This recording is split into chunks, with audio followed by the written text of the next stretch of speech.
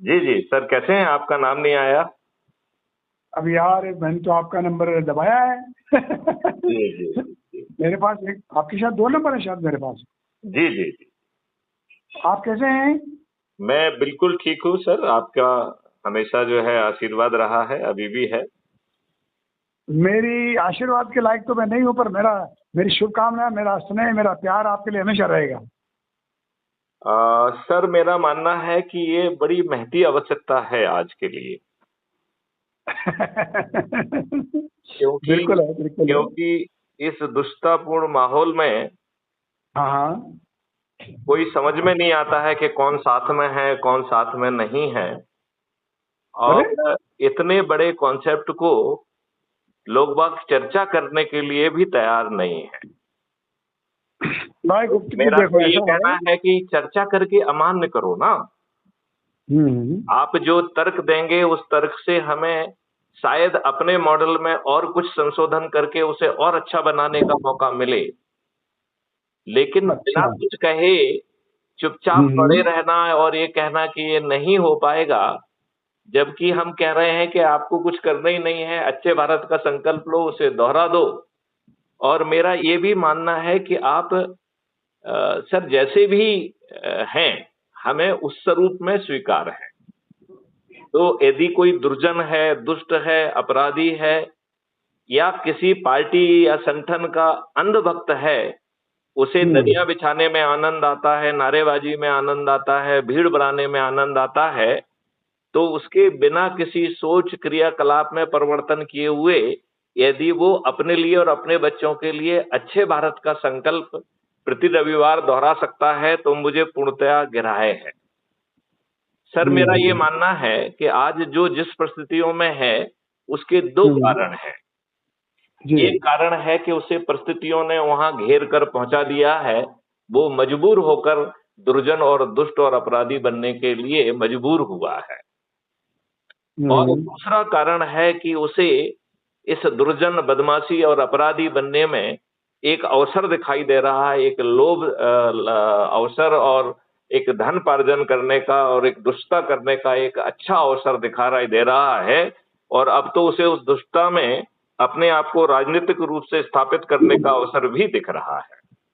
तो मेरा जी। मानना है कि यदि हम नियम, कानून, व्यवस्था सिर्फ अपने लोगों को जोड़कर 100 करोड़ होकर बदल सकते हैं, और जो 5 मौलिक अधिकार और 21 महालक्ष्यों के तहत जो महापरिवर्तित व्यवस्था होगी, जिसमें आपकी प्रशासनिक व्यवस्था, पुलिस व्यवस्था, न्यायिक व्यवस्था सब बदल जाएगी, और आपको अपराध पंजीयन से लेके 45 दिन के अंदर अपराधी को जेल जाना सुनिश्चित होगा। इस नई व्यवस्था में जो लाट साहब बने न्यायाधीश अन्याय करने की छूट नहीं रखेंगे। तो इस मॉडल में वो सब चीजें हैं, और इस मॉडल के तहत अपने लोगों को जोड़कर यदि कोई प्रधानमंत्री, मुख्यमंत्री, मंत्री, जिला पंचायत अध्यक्ष, मेयर, पार्षद या गांव का सरपंच बनता है, हाँ। तो वो दुष्टता करने के लिए उसमें उसको स्वतंत्रता नहीं है, क्योंकि 5 तरीके से हर चीज जब परिष्कृत हो जाएगी तभी वो पार्लियामेंट या विधानसभा में पहुंच पाएगी। तो यदि हम ये भी मान लें कि हमारा प्रधानमंत्री दुष्ट प्रवृत्ति का है, तो भी वो दुष्टता को जो है नियम, कानून और नीतियों में समाहित करने में पूर्णतया असमर्थ होगा। तो सर, मेरा तो ये मानना है कि चर्चा करो ना, सहमत मत हो, कम से कम चर्चा तो करो, मंचों पे तो आयोजित करो। उससे सर 36,000 से अधिक पत्रकार जुड़े हुए हैं, और सभी दुष्ट हैं, सभी अपना पेट पाल रहे हैं। अन्यथा बताइए इस विषय पे चर्चा क्यों नहीं हो रही है? इन्हें हर फालतू की चीज पे चर्चा करने के लिए समय मिल रहा है बकवास में। इस देश निर्माण की चीजों में अब ये देखिए, जैसे अभी एक कानून लाए हैं जो कि अभी पार्लियामेंट्री समिति को दे दिया गया है, जेपीसी को दे दिया गया है। हाँ, जेल वाला, प्रधानमंत्री, मुख्यमंत्री वगैरह वगैरह का जेल वाला। मैं ये कह रहा हूँ सर, ये बहुत अच्छा कानून है। उसी कानून की बात कर रहे हैं ना? ये सर उसी की बात कर रहा हूँ। मेरा सर मानना है, बोलिए, सुन रहा हूँ आप, बोलिए बोलिए।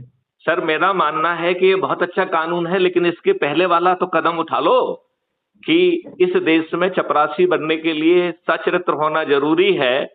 लिहाजा कानून का निर्माता बनने के लिए बुद्धिमान चाहे ना हो, चाहे वो पढ़ा लिखा ना हो, कम से कम सचरित्र तो हो। ये तो कानून में प्रावधान कर दीजिए। सर आपको मालूम होगा कि 2024 में हमारा पार्लियामेंट अपराधियों का गढ़ बन गया है सर, गढ़ बन गया है। बिल्कुल बन गया। 545 में 251 सांसद आपराधिक चरित्र के हैं।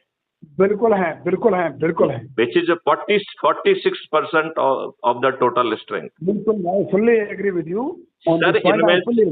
सर इनमें से 30% लोग, 170 लोग जघन्य अपराध के अपराधी हैं, हत्या, लूट, डकैती, बलात्कार। और सर इनमें से 27 लोगों को तो कोर्ट ने सजा दे दी है। ये अपील की ऑक्सीजन में इन राजनेताओं की कृपा और मेहरबानी से हमारे पार्लियामेंट में जाके बैठ गए।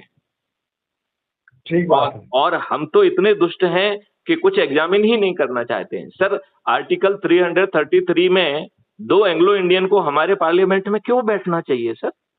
अब तो कोई जरूरत नहीं है, अब तो नहीं होना चाहिए। नहीं, पहले भी नहीं होना चाहिए।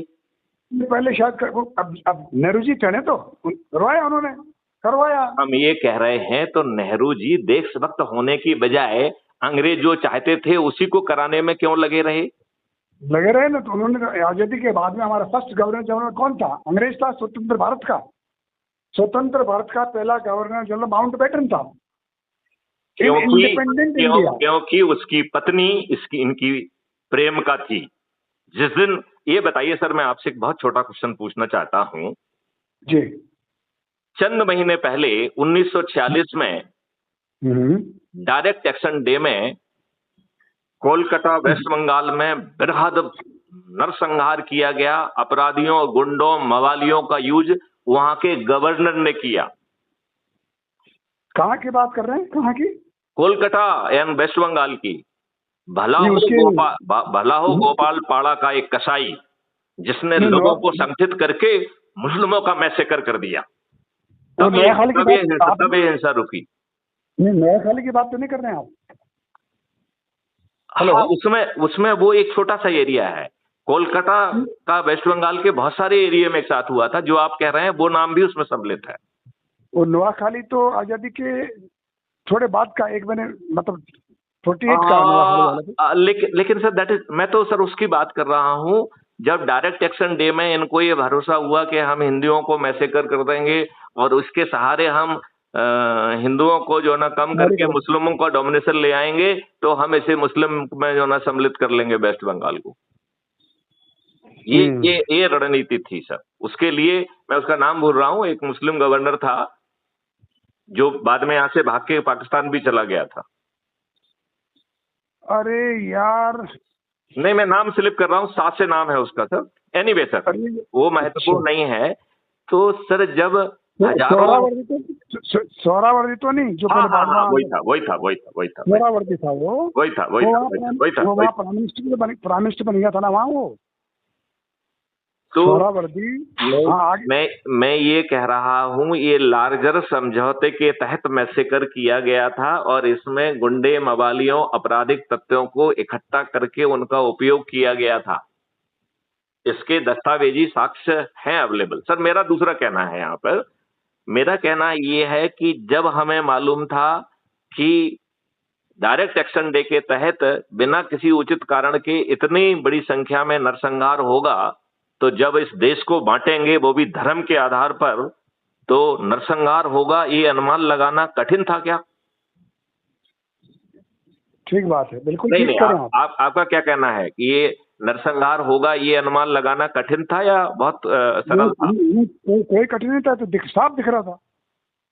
तो मैं आपसे पूछना चाहूंगा कि उस समय के राजनेता जिन्होंने सब शक्तियां उनमें निहित 1946 से कर दी गई थी, उन्होंने सुरक्षा के क्या प्रोटोकॉल किए और यदि नहीं किए तो क्यों नहीं किए सर?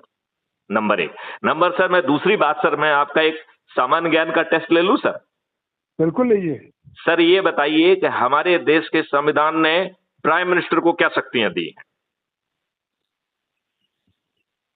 प्राइम मिनिस्टर को अकेले को तो कोई शक्ति नहीं है, कैबिनेट को है। बिल्कुल, आपने बहुत सही कहा। प्राइम मिनिस्टर को केवल एक ही शक्ति है कि वो ये रिकमेंड कर सकता है कि उसके काउंसिल ऑफ मिनिस्टर में कौन लोग सम्मिलित हों। वो है दूसरा, he first among the equals, that's all. नहीं, फर्स्ट अमंग द इक्वल नहीं, he is the first among the equal and he is a authorized person to communicate the decision of the council of minister to the president and get the necessary order issued from the president. हाँ ठीक है, लेकिन तो मेरा अब इसके बाद next question उठ रहा है ना सर। तो 1948 में हमारी जीतती हुई सेना को युद्ध विराम करने की शक्ति जवाहरलाल नेहरू को किसने दी? वो किस शक्ति के तहत, संविधान की किस शक्ति के तहत वो जाके ऑल इंडिया रेडियो में युद्ध विराम की घोषणा किया? इस बात पे कोई क्वेश्चन क्यों नहीं कर रहा है? मेरा कहना है ये असंवैधानिक कृत्य था। उसे काउंसिल ऑफ मिनिस्टर में चर्चा करना, अपने गृह मंत्री सरदार पटेल से चर्चा करना उसकी संवैधानिक जिम्मेवारी थी। ये दुर्भाग्य का विषय है कि आज तक हमने आज तक उसे क्वेश्चन नहीं किया सर। गुप्ता जी रुको। गुप्ता जी, मैं भोपाल आया हुआ हूँ, सुनो मेरी बात जी। मैं भोपाल आया हूँ, रिसेंटली आया हूँ, 2-3 दिन पहले आया था। बीच में मैं परसों इंदौर चला गया था, कल रात को आया हूँ और अभी मैं यहाँ हूँ। और आपको और मेरे को बैठ के बहुत बातें करनी है, जो आप बातें कर रहे हो ना जी। We are on the same page. We both are on the same page, but our ways are slightly different. That's all. Otherwise, we are on the same page. नहीं सर, मैं तो end to end मॉडल। इसको रोक दो अभी आप। इस बहस को भी रोक दो आप। अब मेरी बात सुनो जी। अपन बैठेंगे और अपन दोनों बैठेंगे, दोनों ही बातों पे बात करेंगे। जो आप चला रहे हैं उस पर भी बात करेंगे अपन, और मैं और क्या आपको कहना चाह रहा हूँ उस पर भी बात करेंगे। अभी मैंने विशेष पर्पज से आपको फोन किया है। सर आदेश करें। वो जो सुप्रीम कोर्ट के वकील साहब है ना, अरे साहब वही जो जिन्होंने PIA लगा रखी है। हाँ, अच्छा, अश्विनी उपाध्याय जी का नंबर आपके पास है शायद, आपने कहा था मेरे पास है। मैं आपको जरूर दे दूंगा। मुझे आपका नंबर दे दें, फिर अपन टाइम फिक्स करके अपन बैठेंगे, बहुत बातें करेंगे। और मैं भोपाल में, I am coming back to Bhopal to settle down here only, and will keep on meeting regularly, will keep on meeting, और ये एजेंडे को आगे बढ़ाना। सर ये देश तो बदलने वाला है, और ये देश एक घोषणा सर मुझे कर लेने दीजिए। ये देश तभी बदलेगा जब सभी राजनीतिक पार्टियों के सभी राजनेता पराजित हों। एक भी राजनेता नहीं जीतेगा, और ये मेरी भविष्यवाणी है, ऐसा होने वाला है। आप रुक जाओ, मैंने कहा ना, we are on the same page. आप थोड़ा सा रुक जाओ, बस अपन बैठेंगे तसल्ली से, बहुत ही ठंडे। चलिए सर, मेरी तो देखिए, मैं जो आपसे बात कर रहा हूँ ये भी ऊर्जा है, ये भी अपलोड होती है, तो मेरी तो ऊर्जा बिल्कुल वैसे में जा रही है। What you have been doing, please continue. You have been doing, continue. अपन बैठेंगे, डिस्कस करेंगे, अपने एक नई स्ट्रेटेजी और बनाएंगे अपन। क्या बोले कि जो स्ट्रेटेजी चल रही है उसमें अपन क्या कर सकते हैं, बैठेंगे, जरूर करेंगे। ये करना ही है, ये करना ही है, ये तो करना ही पड़ेगा। जो आप होते हैं इसमें कोई मतभेद नहीं हो सकता किसी भी ईमानदार नेशनलिस्ट का, नहीं हो सकता। मतभेद हो ही नहीं सकता इन विषयों पे। पर अपन बैठ के ठंडे दिमाग से बात करेंगे, स्ट्रेटेजी बनानी पड़ेगी ठंडे दिमाग से अपना। राइट उनका नंबर आप मुझे उनका नंबर अर्जेंटली चाहिए। राइट सर, मैं भी देता हूँ। जय हिंद, जय भारत, वंदे मातरम, जय